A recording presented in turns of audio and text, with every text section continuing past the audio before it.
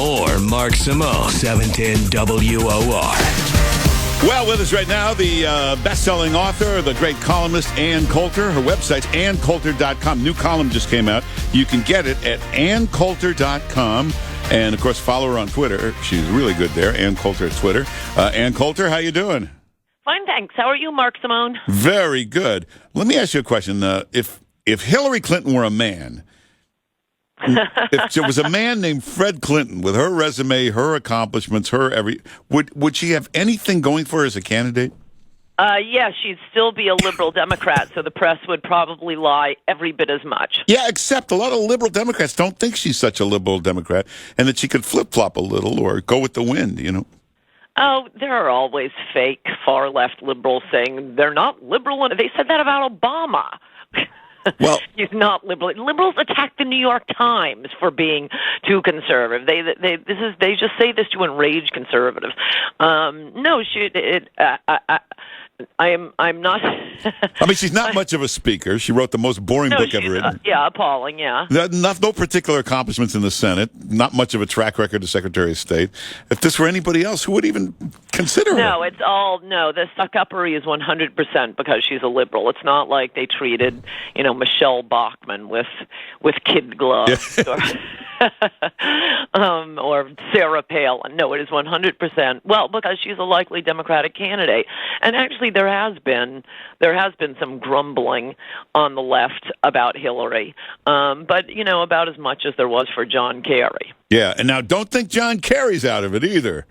Oh, that's right. Yeah, that's right. And yeah, he could come back, but I think the sleeper candidate is Biden. He's always misunderestimated by conservatives. Really?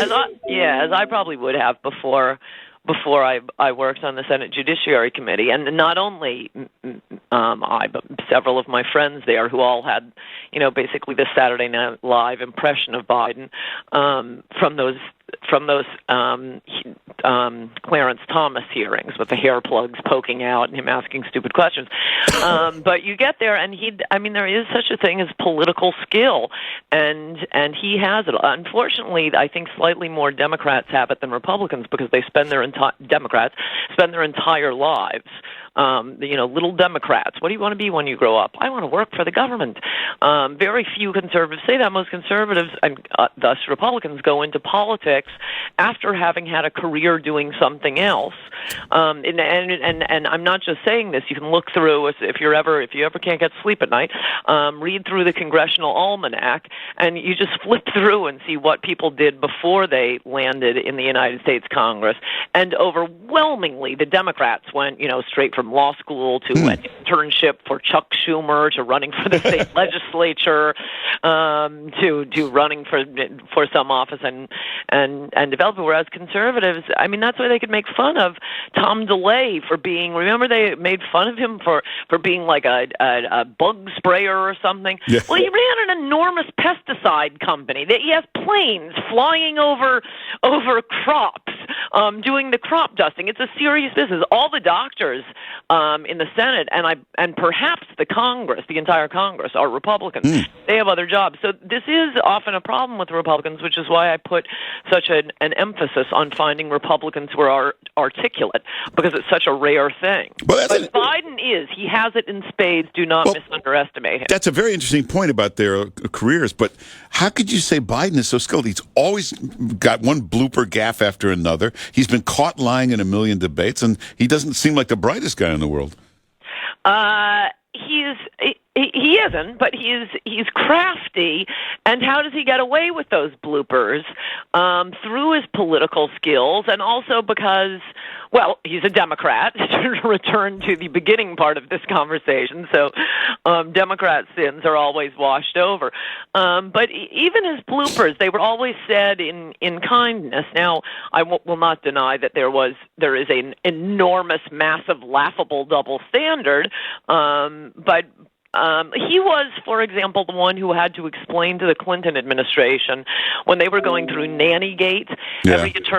Hillary insisted when Bill Clinton got elected, it was a joint presidency, buy one, get two free, that they were going to satisfy Hillary, they had to have the first woman attorney general. And they kept going through attorney generals as each woman who went up, it turned out, had employed illegal alien nannies.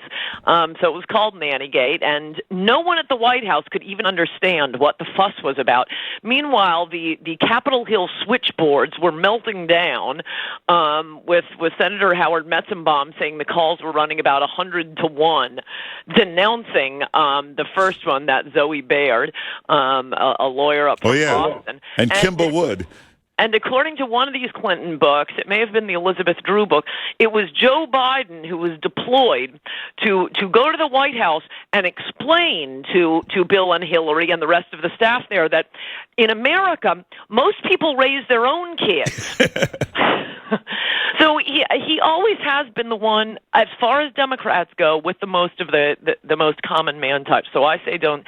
His main downside is that he's too old. Yeah, but wait, he plays this. Or getting old. I shouldn't say too old. Yeah, he plays this fake everyman. He lives in the biggest house in his state. He's right. Also, remember in the vice presidential debate, he got caught lying about everything. Remember, he told the story of this diner he goes every morning and what the conversation is, and the press found out there's no such diner. And it's been closed for 30 years. And then he talked about this Home Depot that he was in Saturday, and there was no Home Depot there. Right. Well, I know, it's true.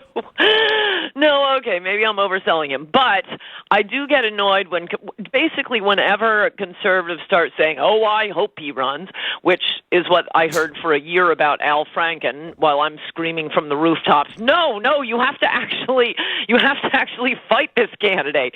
Whenever conservatives sit back on their haunches and say, oh, I hope he runs, that is generally not a good posture to take.